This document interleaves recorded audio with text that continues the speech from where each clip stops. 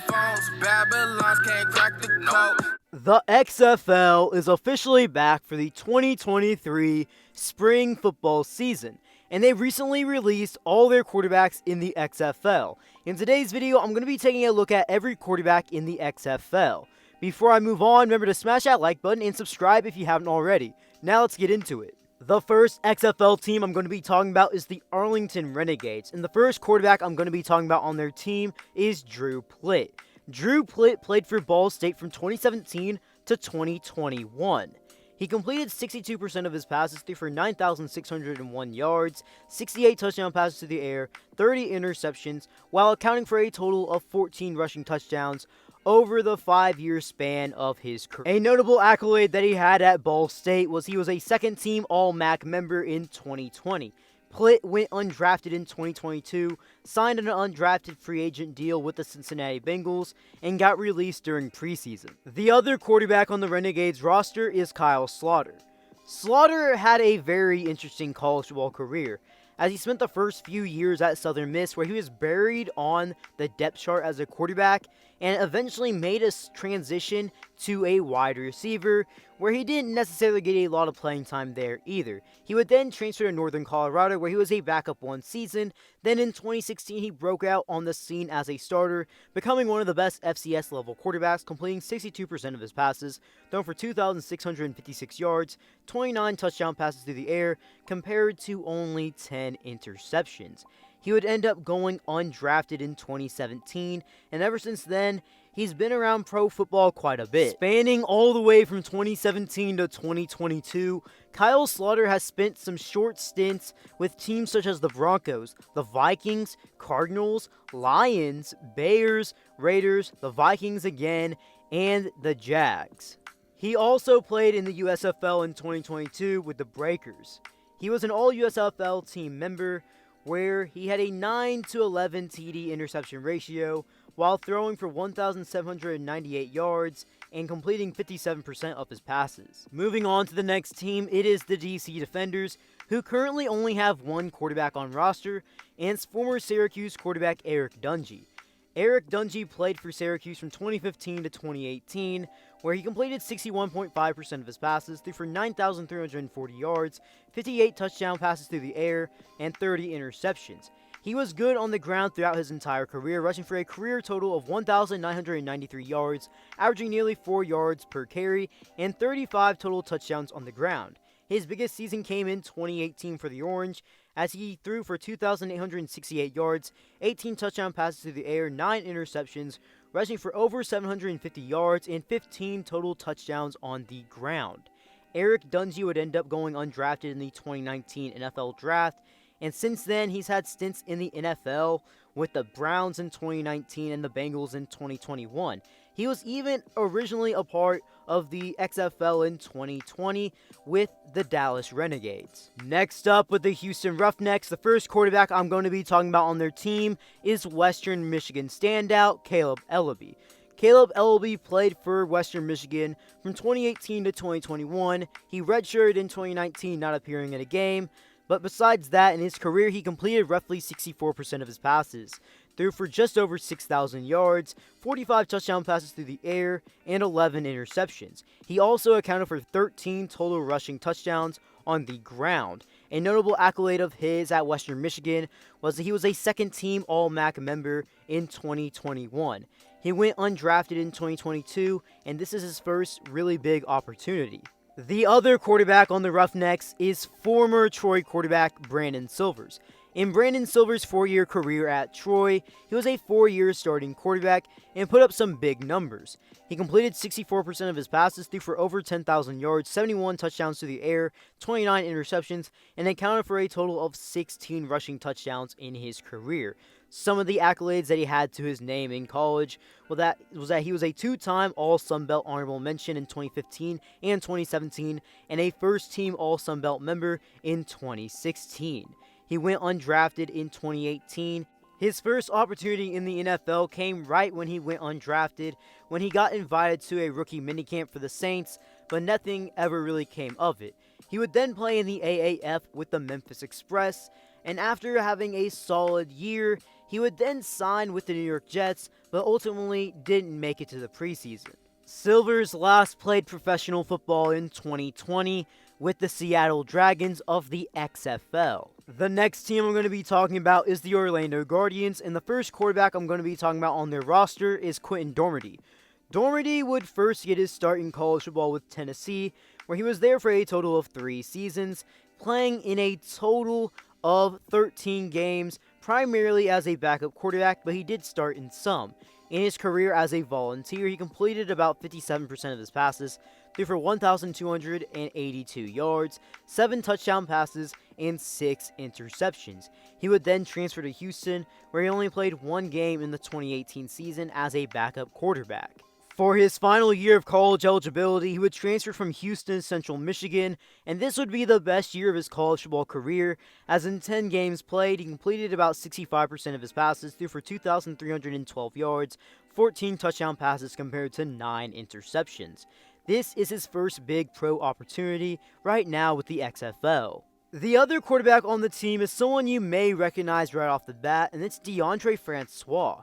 He broke out on the scene for the Florida State Seminoles in 2016 as a redshirt freshman, as he completed nearly 59% of his passes, threw for 3,350 yards, 20 touchdowns through the air, 7 interceptions, while accounting for a total of 5 rushing touchdowns. In that season, he was the ACC Rookie of the Year, ACC Offensive Rookie of the Year, and people thought he was a very promising quarterback. Unfortunately for Deondre Francois, the rest of his career at Florida State wouldn't really go to plan, as in 2017, he would tear his ACL in the first college football game, and in 2018, his first season back from injury, he had a lot of struggles, throwing for 2,731 yards, 15 touchdowns compared to only 12 interceptions, while Florida State struggled a lot in that season. That would be his last year as a Seminole, as he would be dismissed from the team during the 2019 college football offseason due to a domestic abuse allegation. Francois would play his final year of college eligibility at Hampton, where he completed 57% of his passes, threw for 2,522 yards, 26 touchdowns through the air, 14 interceptions, and accounted for a total of 4 rushing touchdowns. He would go undrafted in 2020, and the 2 pro leagues he's played in is the Spring League and the Fan-Controlled Football League. With this next team, I'm going to be talking about the San Antonio Brahmas, and the first quarterback I'm going to be talking about is former Louisville and Prairie View A&M quarterback Jawan Pass. At Louisville, he was primarily a backup quarterback that was good as a backup and was expected to be the starter after Lamar Jackson, but in the main season that he started in 2018, Jawan Pass struggled a lot and had a lot of consistency issues, as he completed 54% of the passes, threw for 1,960 yards, 8 touchdowns compared to 12 interceptions, but he also got sacked a total of 30 times. After the 2020 college football season, Pass would end up transferring to Prairie View A&M. In his one lone season with Prairie View A&M in 2021, Pass completed 61% of his passes, threw for 2,626 yards, 16 touchdown passes through the air, and 12 interceptions, while accounting for 4 total rushing touchdowns. This is his first big professional football opportunity now with the XFL. The other quarterback on San Antonio's roster is former Temple/Michigan State quarterback Anthony Russo. In his career at Temple, Russo completed 59% of his passes, threw for 6,292 yards, 44 touchdowns through the air, and 32 interceptions in a total of 27 games played. In the 2021 college football season, Russo played for Michigan State, where he was a backup appearing in 3 games and only attempting 9 passes. This is also his first big pro football opportunity. Moving on to the next team, it is the Seattle Sea Dragons, and the first quarterback I'm going to be talking about on their team is Ben DiNucci. DiNucci played for 2 teams in his college football career, Pitt and James Madison. He spent a total of 3 years at Pitt, where he was primarily a backup quarterback, but he did see some starting time in 2017 in his last season there. He played in a total of 11 games, completing 55% of his passes, thrown for 1,107 yards, 6 touchdown passes, compared to 7 interceptions. He would end up transferring to James Madison after the 2017 season, finishing his career there with his final 2 years of college eligibility. In the final 2 years of his college football career with James Madison, he was a starter and one of the best players on the FCS level. as he threw for a total of 45 passing touchdowns, completed a total of 479 of his passes, threw for a total of 5,716 yards and through the air, and when talking about total offense, he accounted for 6,718 yards. Talking about some of his accolades that he had while at James Madison, he was an AFCA First Team All-American, CAA Offensive Player of the Year, First Team All-CAA, and Third Team All-CAA, all in his final 2 years of college eligibility. He would end up getting drafted by the Dallas Cowboys in the 2020 NFL Draft in the 7th round. DiNucci would be with the Dallas Cowboys in 2020 and 2021 as a backup quarterback. He played in a total of 3 games, starting in one of them, where he threw for 219 yards, completed 53% of his passes, and had 22 rushing yards on the ground, while having 0 touchdowns and 0 interceptions. He was released by the Dallas Cowboys going into the 2022 NFL season. The other quarterback on the team is former Colorado quarterback Steven Montez. He was a 3-year full-time starting quarterback and a part-time starting quarterback as a redshirt freshman in 2016. In his career at Colorado, he completed 62% of his passes, threw for 9,710 yards, 63 touchdowns to the air, 33 interceptions, and accounted for a total of 11 rushing touchdowns on the ground. He went undrafted in 2020, and in his pro football career, he has spent time with the Washington football team and the Detroit Lions. The next team I'm going to be talking about is the St. Louis Battlehawks. And the first quarterback I'm going to be talking about on their team is the most decorated quarterback in this entire league in A.J. McCarron. In his career at Alabama, he was a 3-time national champion, won the Maxwell Award, Johnny Unitas Golden Arm Award, Kellen Moore Award, and was a first-team All-American in 2013 and a 2-time second-team All-SEC member in 2012 and 2013. In his career at Alabama, he threw for 9,019 yards, completed 67% of his passes, 77 touchdown passes through the air, and 15 total interceptions. He even finished second in Heisman voting in 2013. In the 2014 NFL Draft, he was taken by the Bengals in the 5th round. McCarron played in the NFL from 2014 to 2021 as a backup quarterback for the Bengals, Bills, Raiders, Texans, and most recently, the Falcons. In his NFL career, he played in a total of 17 games, starting in 4 of them. In his NFL career, he has completed 63% of his passes, has thrown for 1,173 yards, 6 touchdowns to the air, and 3 interceptions. The other quarterback on the team is former Kansas and Virginia Tech quarterback Ryan Willis.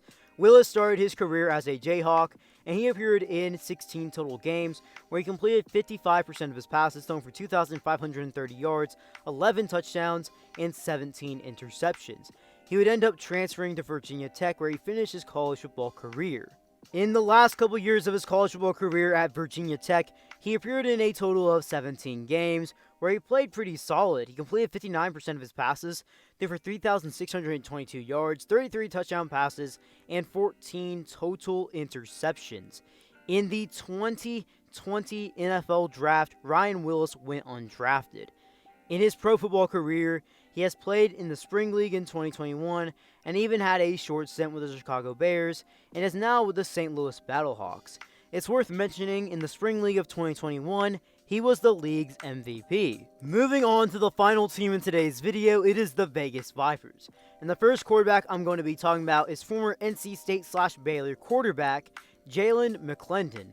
McClendon was a backup quarterback at NC State, where he played in a total of 14 games, and in those 14 games, he completed 53% of his passes, threw for 262 yards, 1 touchdown, and 4 interceptions.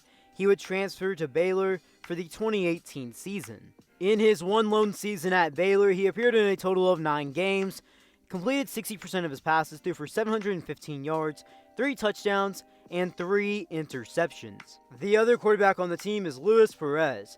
Perez may be one of the most interesting quarterbacks in this entire league when talking about his story. He never played a down of varsity high school football, and he walked on in college, became a quarterback, and originally started as the 9th string quarterback, and lo and behold, he would break out on the scene in 2014 as the starter for Southwestern College and find his way at D2 Texas A&M Commerce, where he became a top D2 player In the 2 years he was a starting quarterback, he completed 68% of his passes, threw for over 8,000 yards, 78 touchdown passes through the air, and 16 interceptions.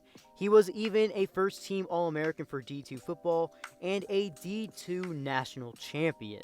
Perez went undrafted in 2018, and in regards to his pro football career, first talking about the NFL, he has spent very short stints with the Rams, Eagles, and the Detroit Lions. However, he has been popping up in all the other spring leagues since they've mainly been around, such as the AAF with the Birmingham Iron. He was in the original XFL in 2020, the original revival, let me rephrase that, with the LA Wildcats and the New York Guardians. He even played in the Spring League, and most recently, even played in the USFL with the New Jersey Generals. To close off this video, I'm going to be talking about the 7 other quarterbacks that are also in the XFL, as when I originally recorded the video, the only XFL quarterbacks that were named were the ones that I just previously mentioned throughout this entire video.